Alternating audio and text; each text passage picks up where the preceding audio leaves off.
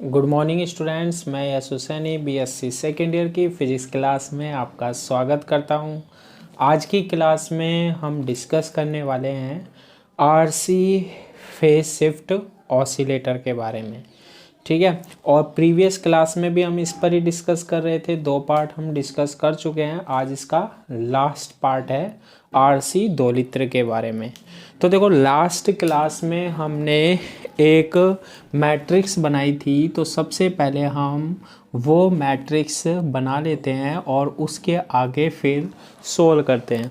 तो वो मैट्रिक्स में क्या आया था हमारे पास, R L plus R minus iota upon omega C था। ठीक है, क्या था, ओमेगा सी था। सेकंड जो था वो था हमारे पास माइनस आर, और थर्ड ज़ीरो। फिर था हमारे पास माइनस आर, उसके बाद 2r minus iota upon omega C, और थर्ड जो था वो हमारे पास था माइनस आर। और एक और टर्म थी हमारे पास, मतलब एक और column, H F E into R L. एक था हमारे पास माइनस आर, और लास्ट था 2r minus iota upon omega C था। और I1, I2, I3, और ये किसके इक्वल लिखा था हमने, 0 के इक्वल था। ठीक है, तो इसको हमें क्या करना है, सोल्व करना है भैया। इसको सोल्व करने के लिए देखो कैसे आगे सोल्व करेंगे। ये जो हमारे पास सारणिक बनेगा ना इसका, उसको हम 0 के इक्वल करते हैं। सारणिक को क्या करने पर, शून्य करने पर। ठीक है, तो ये सारणिक बना लो इसका। देखो ये फर्स्ट क्या है, R L plus R minus iota upon omega C. यहाँ क्या है, माइनस आर, यहाँ क्या है, 0। ये कितना है, माइनस आर, ये कितना है, 2r minus iota upon omega C minus R, H F E into R L minus R, and 2r minus iota upon omega C is equal to 0 बन गया। अब इसको सोल्व कर लेते हैं हम। तो देखो फर्स्ट हम ये लेते हैं क्या, R L plus R minus iota upon omega C लेते हैं। कैसे सोल्व करते हैं सारणिक को, ये रो छोड़ देते हैं, ये कॉलम छोड़ देते हैं, ये इससे मल्टीप्लाई होगा। तो 2r minus iota upon omega C whole square में से हम सब्सट्रैक्ट करते हैं, ये इससे मल्टीप्लाई और इसमें से ये घटाते हैं, तो आर स्क्वायर पॉजिटिव होगा, तो ये आर स्क्वायर। फिर उसके बाद हम माइनस लिखते हैं, यहाँ ऑलरेडी माइनस है तो क्या आएगा, प्लस आर आएगा।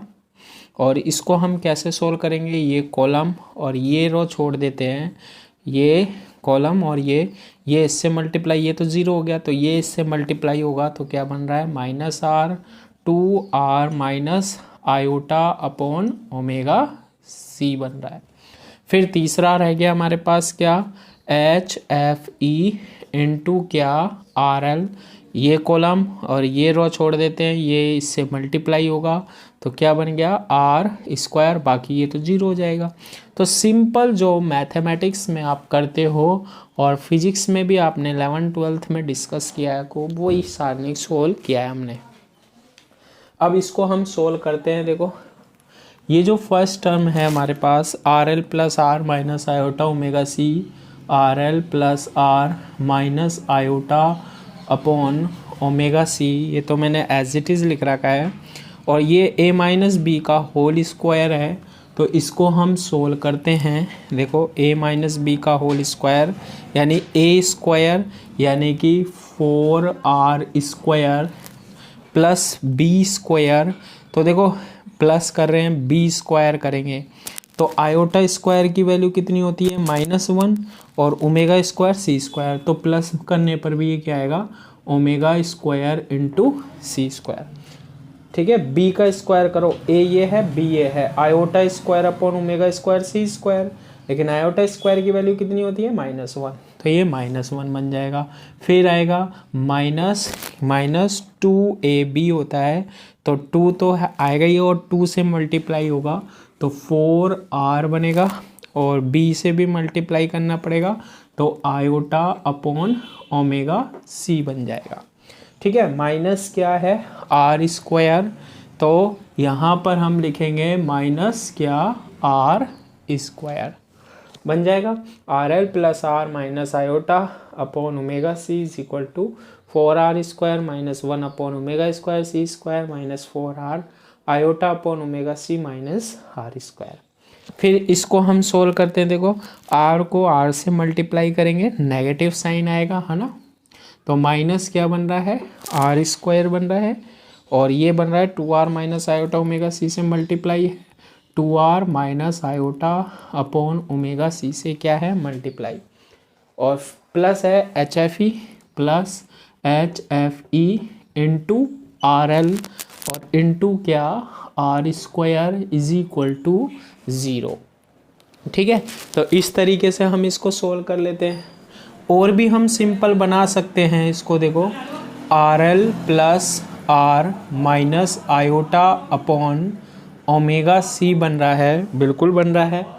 अब देखो यहाँ पर ये 4r स्क्वायर में से r स्क्वायर कैंसिल हो गया, तो ये बनेगा 3r स्क्वायर, फिर है -1 upon omega square C square और -4r iota upon omega C बन रहा है। ठीक है, 3r square minus 1 upon omega square R omega square C square -4r iota upon omega C. और इस टर्म को, ये जो बाद में आ रही है, इसको मैं अभी एज इट इज़ लिख लेता हूँ। क्या -r square 2r minus iota upon omega C plus H F E into R L into R square is equal to 0। ये इक्वेशन हमारे पास बन जाएगी। क्लियर है? अगर कोई इक्वेशन आई हो तो ठीक है, नहीं शायद इक्वेशन फर्स्ट हमने डिनोट कर दी थी, तो इसको इक्वेशन हम सेकंड लिख देते हैं ना, इतना सोल्व हो जाएगा। अरे सिंपल यार, मैथमेटिक्स काम में ले रहे हैं हम, और कुछ नहीं। इलेक्ट्रॉनिक्स अब तो पूरी होने वाली है जहाँ तक हम जानते हैं। टॉपिक अगर आपने डिस्कस किए हैं सारे, हमने A to Z टॉपिक पढ़े भी हैं इसमें। तो अब देखो हम क्या करते हैं, कंपेयर करते हैं, तुलना करते हैं। तुलना करने पर कौन सा पार्ट इमेजिनरी पार्ट, काल्पनिक, यानी जिसमें क्या होता है, जिसमें आयोटा होता है, जे होता है, वो वाले की हम क्या करते हैं तुलना करते हैं। तो देखो ये या तो आप पूरा का पूरा मल्टीप्लाई कर लो तब पता लग जाएगा, या जैसे मैं बता रहा हूँ ना वैसे ध्यान रखना, शॉर्ट हो जाएगा वो, नहीं तो बहुत बड़ा डेरिवेशन होने वाला है ये, है ना। तो देखो आयोटा वाला पार्ट आप कैसे पता करना है कि कौन कौन सा आयोटा वाला पार्ट है या नहीं है। तो देखो इसको समझना, पहली बात इसमें आयोटा है या नहीं है, बिल्कुल है। इस पार्ट को, इसको आप यहाँ मल्टीप्लाई करोगे, किससे, इससे करोगे या नहीं करोगे। 4r iota upon omega C को इससे मल्टीप्लाई करोगे तो आयोटा रहेगा या नहीं रहेगा, बिल्कुल रहेगा। तो मैं ये चीज़ लिख लेता हूँ, क्या आर एल प्लस आर, जिन जिन में आयोटा आएंगे ना, चाहे आप गुना करके देख लो, जिन जिन में आयोटा आएंगे ना वो चीज़ें LHS में भी लिख रहे हैं और वो ही RHS में तुलना कर रहे हैं ना। तो देखो r प्लस आर एल को आप 4r upon omega C iota से गुना करो, तो इसके साथ -4r अपॉन ओमेगा सी, तो आयोटा आ रहा था या नहीं आ रहा था, आयोटा। आयोटा नहीं लेना है, केवल उसका गुणांक लेना है। फर्स्ट टर्म तो ये बन रही है, प्लस अब देखो ये वाला आयोटा है, इसको इन दोनों से भी मल्टीप्लाई करोगे तो इनमें आयोटा आएगा या नहीं आएगा, आएगा, आएगा या नहीं आएगा, हमारे पास आएगा। तो देखो इसको हम इससे मल्टीप्लाई कर रहे हैं, किससे, 3r स्क्वायर माइनस 1 अपॉन, जैसे आप मैथमेटिकली सोल्व करना चाहते हो ना करो, इसमें इसको इससे मल्टीप्लाई करेंगे इन दोनों से तो आयोटा बनेगा, तो हम -1/ओमेगा c, आयोटा नहीं लिखना है, आयोटा का गुणांक लिखना है, तो आयोटा जिन जिन पदों में आएगा उनका गुणांक लिखना है, ठीक है, कोफिशिएंट लिखना है। प्लस अब एक आयोटा और रह जाता है मेरे अकॉर्डिंग, ये देखो माइनस माइनस क्या होगा, प्लस होगा, तो ये बनेगा r²/ओमेगा c = 0। ठीक है, मतलब मैंने क्या किया है, केवल आयोटा का गुणज ले लिया है। किसका गुणज ले लिया है? आयोटा, आयोटा के। तो LHS से पहले पहले है, LHS के बाद कितना है? 0 है, तो कितना बन गया? r²/ओमेगा c बन गया। बना लोगे? बिल्कुल बना लेंगे, ऐसे याद रखना ना। अब मल्टीप्लाई कर लेते हैं इसे, इसको अगर हम इससे मल्टीप्लाई करते हैं, -4 × r × RL, 4 × r × RL upon omega c, इससे मल्टीप्लाई करो, -4r²/ओमेगा c, 4 × r² है ना। फिर ये 3r² को इससे मल्टीप्लाई करेंगे, किससे? -1/ओमेगा c से, तो ये देखो -3r²/ओमेगा c, 3r² को ओमेगा c से मल्टीप्लाई किया, 3r² है ना, और फिर इसको इससे मल्टीप्लाई किया, माइनस माइनस हो गया प्लस, 1/3 c³ प्लस ये तो है ही r²/ओमेगा c = 0। अब देखो ये पूरी की पूरी जो इक्वेशन है ना, उसमें सभी में omega c omega c omega c omega c omega c है, तो हम ओमेगा c से क्या कर देते हैं?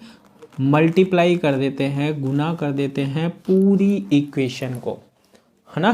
पूरी इक्वेशन को किससे मल्टीप्लाई कर देता हूँ मैं? ओमेगा c से मल्टीप्लाई कर देता हूँ। तो देखो ऊपर से होता है ओमेगा c, यहाँ से मल्टीप्लाई किया, ओमेगा c कैंसिल हो गया, कितना बनेगा? -4 × r × RL, minus omega c से omega c cancel, 4 × r², minus इसमें भी ओमेगा c से ओमेगा c कैंसिल, 3r², इसमें भी ओमेगा c से omega c cancel, omega square c², इसमें भी मल्टीप्लाई किया, तो r² = 0। बनी या नहीं बनी इक्वेशन? तो ऐसे हम इक्वेशन को क्या बना लेते हैं? इजी बना लेते हैं, ठीक है। और अब इस इक्वेशन को और सोल्व करते हैं ताकि हमारे पास आवृत्ति का फॉर्मूला मिल जाए, फ्रीक्वेंसी का फॉर्मूला मिल जाए। तो देखो कैसे सोल्व करेंगे, ध्यान से देखना। ये जो 1/ओमेगा² है, इसको तो मैं लिख लेता हूँ इक्वल से पहले 1/ओमेगा² लिख लिया, बिल्कुल लिख लिया। और बाकी को हम उधर ले जाते हैं, तो सबसे पहले r² देखते हैं। देखो -4r² है, ठीक है, 3r², 7r² माइनस का, 1r² प्लस का, तो कितने बचे? -6r² और इक्वल के बाद गए तो +6r² बन जाएगा, ठीक है। फिर उसके बाद आपके पास कौन सी टर्म बच रही है? केवल 4 × r × RL, तो इधर जाएगा तो ये प्लस का हो जाएगा, 4 × r × क्या? RL बन जाएगा। बनेगा या नहीं बनेगा? अब इसको अपोजिट कर दो, हम ओमेगा² c² की वैल्यू निकालेंगे, तो क्या बनेगी? 1/6 × r² प्लस 4 × r × क्या? RL बन जाएगी। सिंपल है, कुछ करना नहीं है हमें, है ना। बनेगी या नहीं बनेगी? बिल्कुल बनेगी। अब देखो आगे कैसे सोल्व करते हैं हम, है ना। अब यहाँ से ओमेगा² की क्या निकाल लेते हैं हम? वैल्यू निकाल लेते हैं। तो ओमेगा² की जो वैल्यू आएगी c² नीचे आएगा, 1/ आएगी ना ओमेगा² की वैल्यू, क्या आएगी?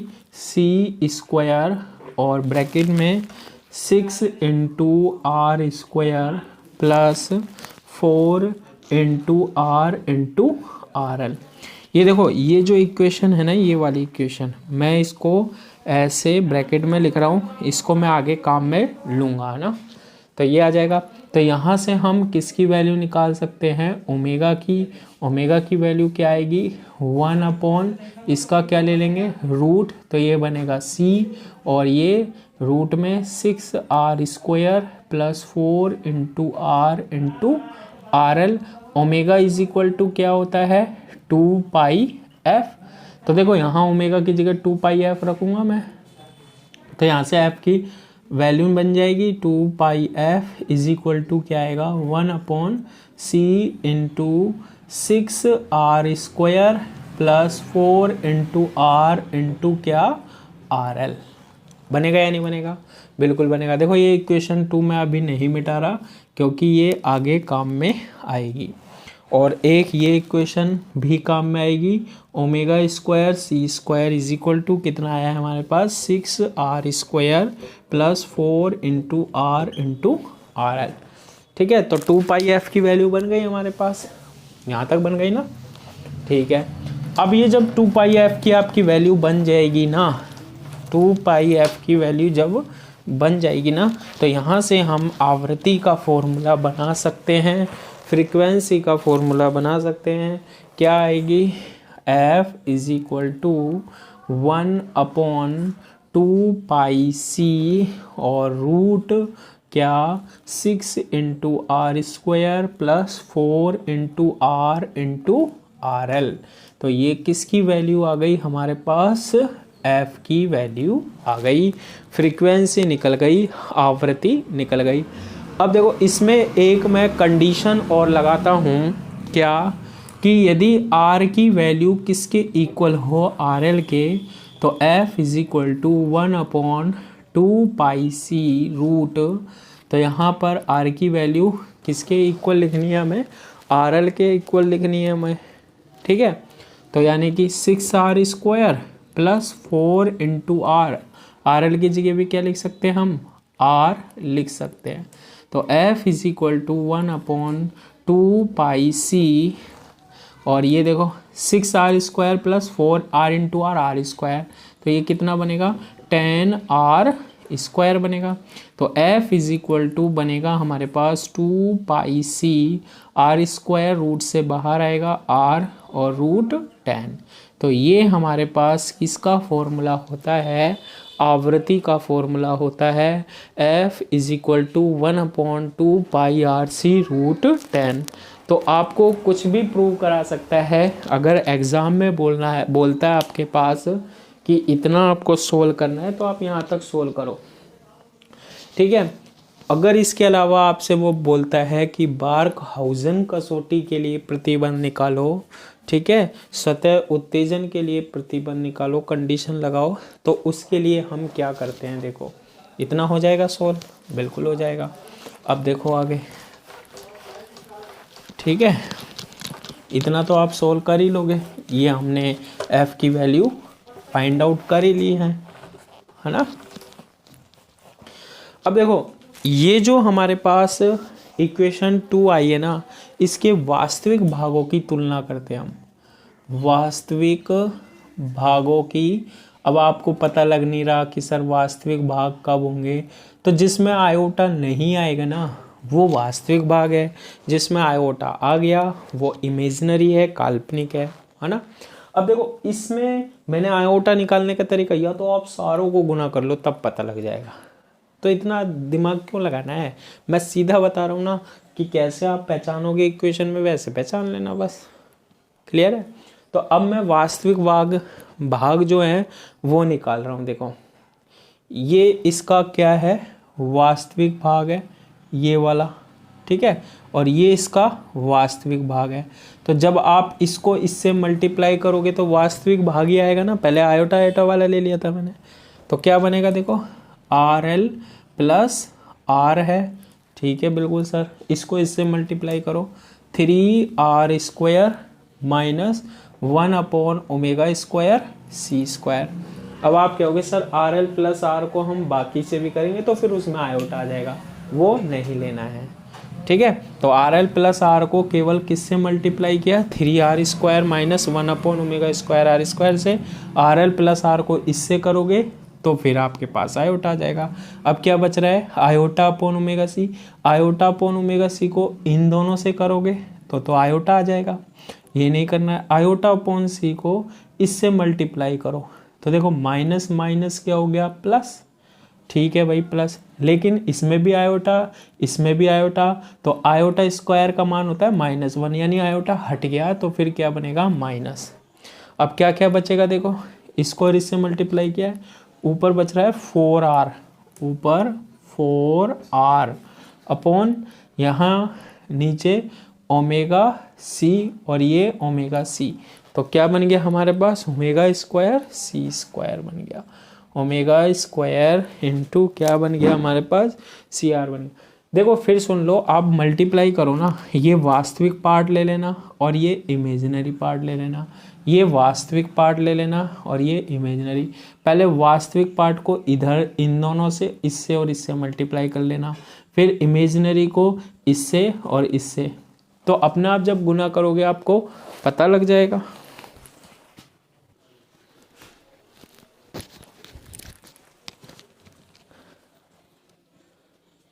सॉरी, कोई ट्रांसफॉर्मर खोल रहा था तो उसको मैं पकड़ लिया मैंने, लाइट चली गई थी इसकी वजह से, है ना। तो आप कंटिन्यू करते हैं टॉपिक को। तो देखो कैसे मल्टीप्लाई करना है कि वास्तविक और वास्तविक अलग अलग लो, इमेजिनरी और इमेजिनरी। इस वास्तविक को पहले इससे और इससे मल्टीप्लाई कर लो, इस इमेजिनरी को इससे और इससे मल्टीप्लाई कर लो, अपने आप पता लग जाएगा वास्तविक कौन सा है और काल्पनिक कौन सा है। जिसमें आयोटा आएगा उसमें काल्पनिक, जिसमें आयोटा नहीं आएगा वो वास्तविक। तो हम वास्तविक भागों की देख रहे थे, RL प्लस आर को इससे मल्टीप्लाई किया, ये बन गया RL प्लस आर को। अब आयोटा वाले से करेंगे, आयोटा आएगा, इसको नहीं रखेंगे। फिर minus iota upon omega C को, ये 3r इससे करेंगे तो इसमें आयोटा आएगा। फिर minus iota upon omega C को मैं इससे मल्टीप्लाई करता हूँ, माइनस माइनस हो जाएगा plus, iota into iota, iota square की वैल्यू -1, 4r है, और omega C into omega C क्या बन रहा है, omega C into C square बन रहा है, बन गई टर्म। फिर ये देखो वास्तविक लेना है, आर स्क्वायर को इससे मल्टीप्लाई करो, आयोटा नहीं है इसमें, तो कितना बनेगा ये माइनस, और ये R square into R 2r cube बनेगा, -2r क्यूब बनने वाला है, ठीक है। प्लस क्या बन रहा है, H F E into R L into R square is equal to 0। तो ये जो इक्वेशन सेकेंड थी ना, इसका एक बार तो आपको वास्तविक पार्ट ले लेना है, एक बार काल्पनिक। तो काल्पनिक जब लेते हैं उससे तो आवृत्ति का फॉर्मूला हमें मिल जाता है, और जब वास्तविक लेते हैं तो देखो उससे हम कंडीशन बना लेते हैं, ठीक है। तो इतना हमने इसे लिख लिया। अब हम इसको क्या करते हैं, देखो सोल्व करते हैं एक एक को, ठीक है। तो इसको हम कैसे सोल्व करेंगे, पहले ये जो टर्म है ये वाली और ये वाली, ये इनका हम मल्टीप्लिकेशन कर लेते हैं। और मल्टीप्लिकेशन कैसे करेंगे देखना, कि ये जो हमारे पास 3r स्क्वायर है, इसको मैं मल्टीप्लाई कर लेता हूँ RL प्लस आर से, कर लूँ, ठीक है। देखो ये RL प्लस आर को 3r से मल्टीप्लाई कर लूँ, एक ही बात है। देखो RL प्लस आर, इसको हमने मल्टीप्लाई कर लिया 3r स्क्वायर से, माइनस RL प्लस आर को इससे मल्टीप्लाई कर लो, RL प्लस आर किससे, 1 upon omega square C square. Simple हमने क्या किया है, मैथमेटिक्स यूज में ले रहे हैं हम, क्या ले रहे हैं, मैथमेटिक्स। फिर आ रहा है हमारे पास -4r upon omega square into C square -2r cube plus HFE into RL into R square is equal to 0। इतनी बन जाएगी हमारे पास टर्म, बिल्कुल बन जाएगी। अब इसको हम क्या करते हैं, और सोल्व करते हैं, करें इसको सोल्व। देखो इसको और हम कैसे सोल्व करेंगे वही देखने वाली बात है। ये RL को इससे मल्टीप्लाई करो, ये बनेगा 3RL इंटू आर स्क्वायर, इस r को इससे मल्टीप्लाई करो, ये बनेगा 3r स्क्वायर इंटू आर यानी r क्यूब, माइनस RL को इससे मल्टीप्लाई किया RL into 1 upon omega square C square, और माइनस को इससे मल्टीप्लाई किया -r upon omega square into C square, -4r upon omega square C square -2r³ plus HFE into RL into R square is equal to 0। ऐसे बनेगी ये equation, बिल्कुल बनेगी। अब देखो इस इक्वेशन को हम थोड़ा सा सोल्व करते हैं, इजी बनाते हैं। और इजी ये जो है वो कैसे बनेगी, ये देखो ये r³ है, ठीक है सर, और ये भी r³ है, ठीक है। ये प्लस का है, ये माइनस का है, 3r³ माइनस 2r³, ये बनेगा हमारे पास क्या, r³ बनेगा। तो r³ की प्रॉब्लम हो गई हमारे पास सोल्व। उसके बाद ये 3rl इंटू आर स्क्वायर है, तो इसको लिख लेता हूँ 3r स्क्वायर इंटू क्या, RL। लिख लिया ये वाली टर्म, बिल्कुल लिख ली। अब देखो omega square C square, omega square C square और ओमेगा स्क्वायर सी स्क्वायर क्या आ रहा है, कॉमन आ रहा है। तीनों में से मैं कॉमन ले लेता हूँ, -1 upon omega square C square common ले लिया, ठीक है। अब देखो यहाँ से बन रहा है क्या, RL बच रहा है, और ये 4r प्लस r ये बन जाएगा 5r। देखो मैथमेटिक्स तो आनी चाहिए, बाकी मैं सोल्व कर ही रहा हूँ, आपको एक बार हिंट ही तो चाहिए, अपने आप क्लियर हो जाएगा ना। फिर लास्ट टर्म क्या बन रही है हमारे पास, केवल ये बन रही है HFE into RL into R square is equal to 0 बन गई। और सोल्व करते हैं, देखो r³ plus 3r square into RL minus ये RL प्लस कितना है, 5r है, कितना है, RL प्लस 5r है। अब देखो 1 upon omega square C square की वैल्यू देखो, यहाँ मैंने जब से बचा के रख रखी थी, छुपा के रख रखी थी, कितनी है, 6 into R square plus 4 into R into RL है। फिर उसके बाद कितना है, प्लस HFE है इंटू RL है इंटू R स्क्वायर है इज इक्वल टू क्या है, 0 है। और ये हम इक्वेशन बना लेते हैं, ठीक है। तो इसमें तो आप कुछ कर ही नहीं सकते। अब बस देखो इसको क्या करना है, थोड़ा सा सोल्व और करना है। यहाँ r³ आ रहा है plus 3r square into RL आ रहा है, माइनस वाली टर्म आ रही है।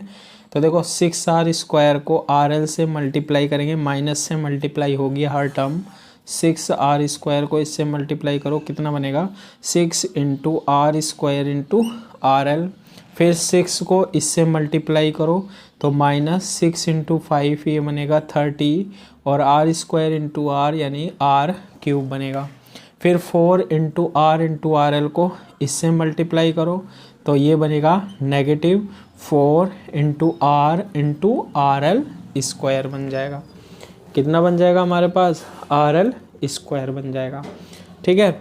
और उसके बाद फिर इसके बाद इसको हमने किससे मल्टीप्लाई किया, RL से, और फिर 4 इंटू RL को इससे मल्टीप्लाई करते हैं तो ये -5 इंटू 4 यानी कि 20, और R into R square into क्या बन रहा है, RL बन रहा है। देखो 5r को 4r से 5 into 4 20, R into R square into RL, और नेगेटिव से हमें मल्टीप्लाई हो रहा है, 4 टर्म्स बन गई। प्लस क्या आ रहा है हमारे पास, HFE into RL into R square is equal to क्या, 0। तो ये टर्म हमारे पास बन जाएगी जब हम कौन सा पार्ट लेते हैं, वास्तविक पार्ट लेते हैं, रियल पार्ट लेते हैं इस इक्वेशन का। और अब इस इक्वेशन को बस सोल्व कर लेते हैं तो हमारे पास स्वतः उत्तेजन की कंडीशन मिल जाती है। मतलब कि कुछ भी इनपुट नहीं देते हैं हम, तब भी हमें क्या मिलता है, आउटपुट मिलता है। उसकी क्या बन जाएगी, हमारे पास कंडीशन बन जाएगी। तो देखो इक्वल से पहले मैं ये रख रहा हूँ केवल क्या, HFE इंटू RL इंटू क्या, R स्क्वायर, ये वाली टर्म। अब बाकी की टर्म देखो जो सेम है। पहले R³ देख लो, एक R³ है और कोई R³ है, ये एरिया देखो ये R³ है, 30R³ है और कोई नहीं है, -30R³ और एक R³, ये प्लस का ये माइनस का, तो 20R³ माइनस का है, इक्वल के बाद गया तो 29R³ कैसा हो जाएगा, प्लस का हो जाएगा। 29r³ कैसे हो जाएगा प्लस का, तो r³ हमने लिख लिया, ये वाली टर्म लिख ली। फिर देखो r² RL, देखो ये r² RL है, ठीक है, ये r² RL है, ठीक है, ये तो स्क्वायर हो गया, ये भी स्क्वायर है ना, r² RL है, r² RL r, ये भी है r² RL। तो देखो ये कितना हो गया 20 और 6 26 में से हम 3 को लेस कर देंगे, 23 बनेगा और इक्वल के बाद जाएगा तो कैसा बनेगा पॉजिटिव 23r² कितना RL। तो ये भी टर्म हो गई। अब कितनी बच रही है देखो r इंटू RL² बन रहा है, तो इसको इक्वल के बाद ले जाएंगे तो प्लस का हो जाएगा, ये तो सीधा सीधा यानी कि 4 इंटू R इंटू क्या RL²।